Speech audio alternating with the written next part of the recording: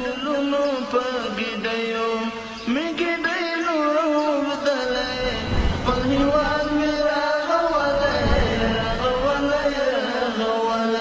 خپل هیواد مې راغولی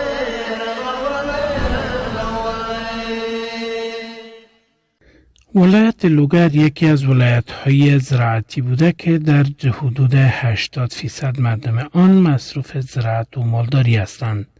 و پیداوار زراعت آنان در عرصه غلجات، گندم، جو، جواری و در حبوبات، لوبیا، کچالو، رومی، پیاز و در راستای میوه‌جات، انگور، سیب، بادام، شفتالو، زردالو، تربوز و غیره می باشد که از همین طریق امرار معیشت می کنند. در همین حال تعدادی از دهقانان در لوگر می گویند که با حاکمیت امارت اسلامی در عرصه میکانیزه شدن زراعت در این ولایت کارهای چشمگیر صورت گرفته است. آنان از مسئولان ریاست زراعت لوگر خواهان توزیع بیشتر تخم‌های اصلاح شده و راه اندازی سیمینار برای کشاورزان این ولایت شده‌اند. موږ غوښتنه ده چې د دهقانانو سره اصلاح شوي تخمونه د غنمو او د رومیو د کچالو هر نوع تخمونه چې اصلاح شوي هغه د دهقانانو ته ورکړي چې ګټه ترې واخلي او اصلاح شوي او غیر اصلاح شوي تخمونه 50% فرق کوي. موږ په آینده کې غوښتنه ده چې دواګانې او تر هر څه نه زیات موږ ته راهنمایي وکړي. د زراعتخانې جوړې شوي، د کچالو سټورونه جوړ شوي، د پیاز سټورونه جوړ شوي، نو د اتا یو د مڼو سټور هم موږ په کلي کې جوړ شوی. د ما فصل خراب شو هغه شي نه نو د موږ انګور تقاضا چې موږ ته په وړي کې پخېږي بازار ولري. پاکستان موږ انګور پاکستان پاکستان بازار مخ باندې موږ انګور نه خرڅېږي. په شلم د اسمبلی میزان کې اسمبلی کې موږ انګور په میزان په سر کې موږ انګور ختم شي، بازار نشته او اقلیم تغییر کړی دا شی نتیجه نه راکړي. دوا بیا کیفیت ده حتی هر دواخانه ته موضوع وس د مرز لګلې په ټول وګر کې د مرز لګلې د بانجان توريږي. خلکو مزه کې خوښ کړل کړي وکړه، خلکو نیټي ورته کړي، تاوان ورته کړي، علاج نشته. اساسي موږ سره انجنیر سره موږ سره پټه موږ ته وګوري د مرز تثبیت کې پوسې ته موږ اساسي دوا راکې دوا راوړي پیشین دي موضوع جلدي تکلیف لګیدل خو دې به فائدہ نه کړی د فصل سره مې دوا راوړي دوا موږ غنم شیندلې د یو غایانه د خراب کړي، حتی غنم خراب کړي غیا خراب نه کړي. دوا به کیفیت ده مارکیټ تجارت داسې شاید موږ په بل د دې شوقینه هم زیات نګور شوقي ما صوبر اوس مرتضی کله حتی هغه ته مرتله د حاج محمد انت زید د درس شوقیمه د قچی د کومک شوقینه د ماینول شوقینه ما ته مایره کې ماینده راکولې ماینول شوقیمه سزه ترنګ ما سازم خبر کې ترنګ تم نه بوختي په بار ما ورتي دوه اساسي غوښتنې موږ درم یو کې د وبو باره کې د افغانستان اسلامي امارت کومک کوي سي یا د موږ د وبو خپل درکو باندې خوځي کې پار درک موږ باندې وبو فشار کم سي مکتب غټ کړی ده او یا د موږ ته ذخیره بندونه جوړ کړي هم د موږ د وبو ساتل راځي سي او موږ سل zarar نه پامنسو او دوه وختونه د موږ ته د تخمنلارو مطابق د آب و هوا سره یپوس. از سوی هم رئیس زراعت و مالداری لوگر میگوید که در راستای میکانیزه شدن هرچی بیشتر و بهتر زراعت در این ولایت تلاش دارند. آنان می‌افزایند که در حدود 8 باب سردخانه را در نقاط مختلف لوگر به منظور حفظ و نگهداری و جلوگیری از فاسد شدن حاصلات کشاورزان در این ولایت ساختند. موږ تیر کال د لوګر د خانانو لپاره تقریبا د وزارت زراعت او د وزارت زراعت د رهبری په سطح باندې د لوګر لپاره تقریبا 180 ټنه اصلاح شوی تخمونه هغه توزیع کړلو، خلکو ته مو ورکړلو ومرسولو او په دې ضمن کې مو دا هغه څه چې موږ ورکړي دي او په دې ضمن کې بیا خلکو ته مو توصیه دا وکړه ډیر خلک دا چې په تیر کولو کې اصلاح شوی تخمونه ورته کړی یو بل سره همکاري په دې کې وکړي ترڅو د اصلاح شوی تخمونه سطح اضافه سي، خلکو ته نفع او ګټه اضافه سي. د لوګر ولایت کې د تخمونو ترڅنګ همدا رقم د لوګر ولایت د خانانو لپاره ترلینګونه ورکړي شوي دي په مختلفو ولسوالیو کې د مرکز په شمول باندې دوی لپاره مکتبونه د تعلیم د ترلینګ جوړ شوي دي. په الحاله هم د بعض همکار همکارو مؤسساتو او د زراعت ریاست د حفاظت نباتات د مدیریت په همکاري د ترلنګونو روان دي په لکه مداغي ولسوالۍ کې په برکه برک ولسوالۍ کې په مرکز په وای ساحو کې همدا رقم موږ د قانون لپاره د مشورې ورکړې دي چې دوی هم د خپل کښت او فصل څنګه وساتل افاتوش چې کله افات رسیږي او په وخت باندې څنګه ورکي د تکوریا او خور په وخت باندې څنګه ورکي صحت د حاصلات اضافه سي دا مو کړی دي او دوی ته مو توصيه د دوايي هغه سي د واخو د نورو هغه شان سي د غنمو تاوان کې یو په خاطر باندې موږ مشورې یا موږ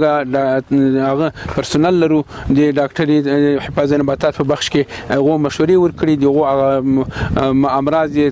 تشخیص کړي دي یو ته هغه نسخه یا دوايي د خپل وس مطابق نسخه ورکړي دي الله الحمد په دې کې کوشش موږ ډیر کړی ده چې د قانون لپاره د زراعت کله غنم واخلي اول بخش کې شرکتونه مرتب کړي چې اصلاح شوی تخمونه واخلي او بیرته هغه شرکتونه تر واخلي خلکو ته وړاندې کړي همدا رقم د قانون لپاره موږ کوشش کړی ده چې اتحادیه جوړ کړي سکه لپاره پروس کلم څخه جوړ کړي د بانجانو د محاصلات چې دی هغه د لوګر ولایت څخه اوزي د باندې نور ولایتو ته لاړ سي مثلا د هواد خارج لاړ سي هوادو ته ورسیږي لاړ سي د لوګر ولایت د خلکو لپاره مشکل حل په باندې وګرځي او همدغه رقم موږ د لوګر د ولایت د قانون لپاره تاسو سره پښتنو کې ذخیره خانو کشمش خاني تیر جمهوریت په وخت کې جوړ شوی او تصرف جوړ شوی خو په دې فصل فتح شکته تقریبا موږ د لوګر په ولایت کې ناته دانې سردخاني او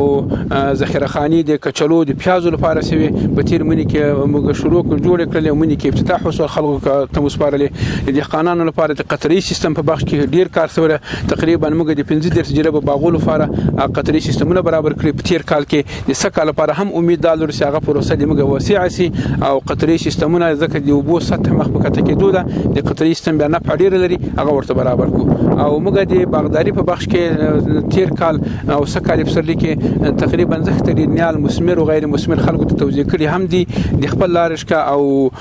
د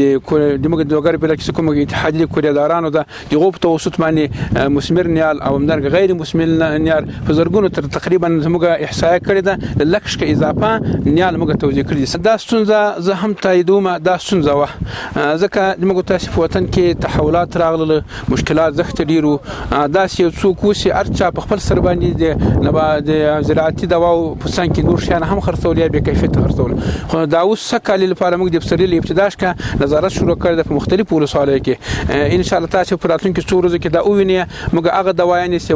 وخت تیری وي هغه موټر راټوري کړی هغه بسوځو هغه دکانداران چې هغه مسلکي نو جوازونه درلودو یو موږ دکانونه په باندې بند کړی دي بلکې هغه تم د جواز توصیه کړی د جوازونو دا پروسه روانه ده نو ان شاء الله په ورورو به دا پروسه هغه بهبود تزي او تکمیلیږي به او هغه مشکل به په ټولو بخشو کې ان شاء الله حل کیږي همچنان رئیس زراعت و مالداری لوگر میگوید که در سرتاسر لوگر به تعداد بیشتر از 2 لک جریب زمین عمارتی تحت غصب قرار دارد و افزود که 51,000 جریب زمین های دولتی از غاصبین واپسگیری شده است.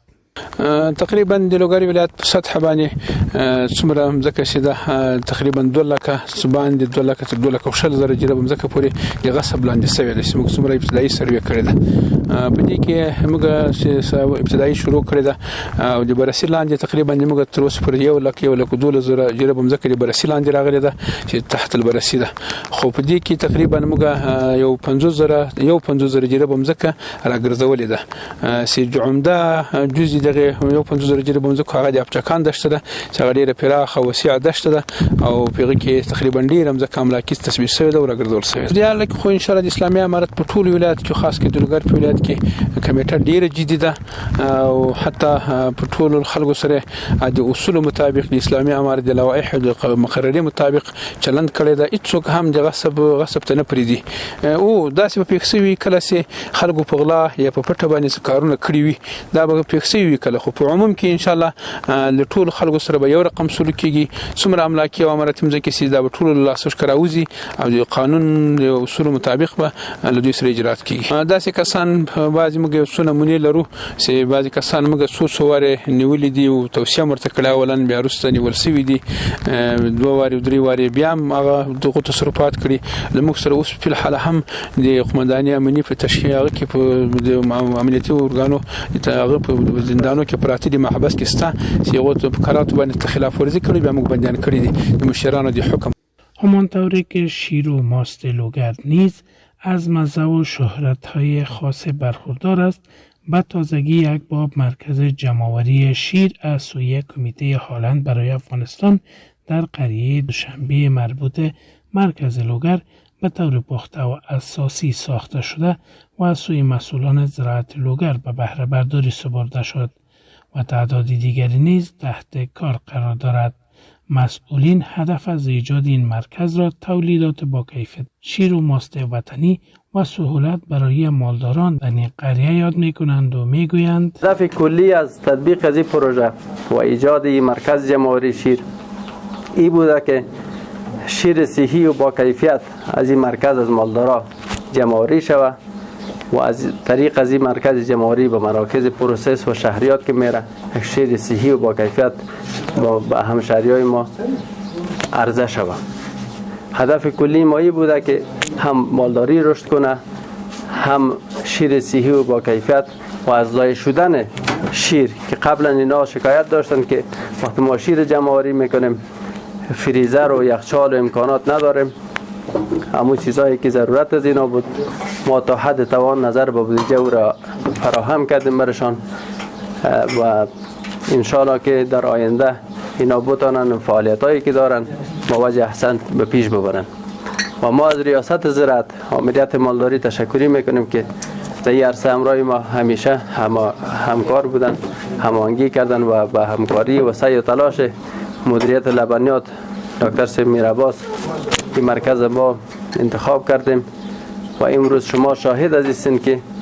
ما در این قریه برای مردم همین مرکز ایجاد کردیم. این تنها برای یک نفر نیست، بر تمام شورای منطقه است که تمام مردم میتونه که محصولات خود از طریق از این مرکز با مراکز فروش دیگری که در سطح کابل است یا دکان‌های مغازه هایی که هستن این شیر جمع‌آوری شود